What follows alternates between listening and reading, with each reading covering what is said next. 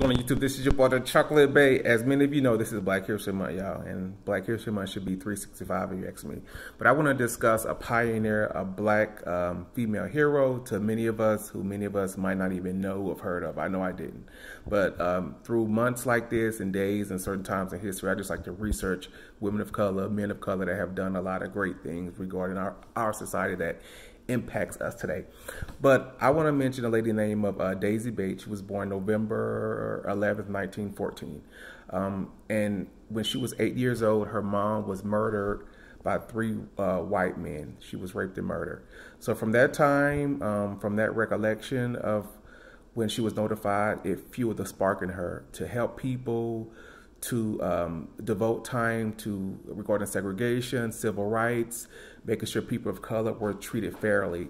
But Miss Bates, she got married years and years later. Her and her husband started a newspaper article. It was called the Arkansas State Press. It focused on injustices regarding black people, desegregation, civil rights issues, topics, and they owned it, and it was put topics and pictures were put on the front page, the front cover, to bring awareness, to talk about disparities of how people were being treated, men, women, and children, just because of the color of our skin.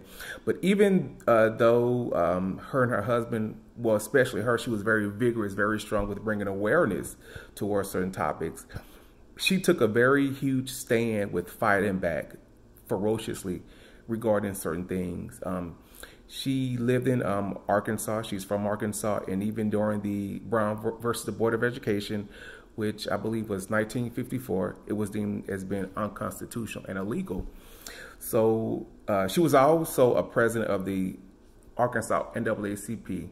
So she was very vigorous and ferocious with fighting certain things. So regarding that, they were trying to, she led the Klan or the organization with trying to desegregate certain schools, period.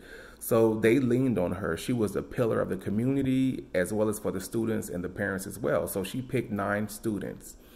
So even after it was deemed being unconstitutional, the governor had dogs out there. He had the armed forces, well, not the armed forces, but what's that group?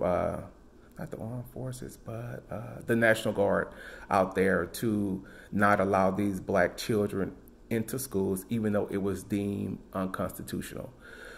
So Ms. Bates gathered up the students. Her home was almost like a place for not rejoicing, but for regrouping, for regathering. She talked to the students. She talked to the parents. She told them what to say. She told them to stay strong. She was a pillar for them as well as a community.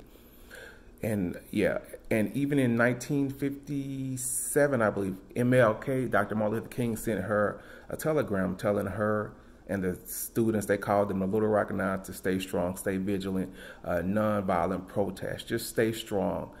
Even with her walking the kids up there, they had dogs, they had, you know, Caucasian kids, white kids calling them niggers, and just a bunch of chaos and cruelty over something that was deemed unconstitutional, and with children just wanting a fair chance at life and education.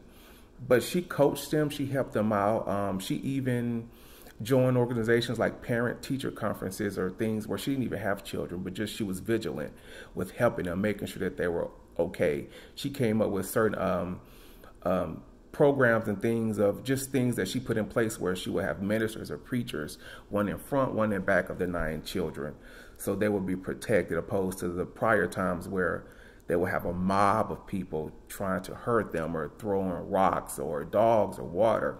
So she just came up with great tactics, great things. And her and her husband, well, especially her, they made that newspaper, baby, a board just full of injustices regarding black people. Even though the president deemed something as unconstitutional, they still would not allow the governor, these black children, to go to school with white children, desegregation.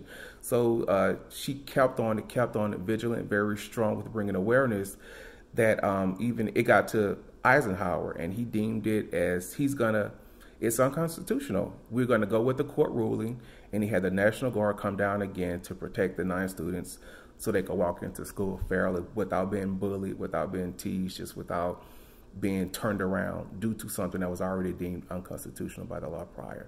But she's been a very pioneer for education ever since her mom was murdered. She's always wanted to help people, making sure people of color had a fair chance at life. She even joined the administration of, I believe, Lyndon B. Johnson.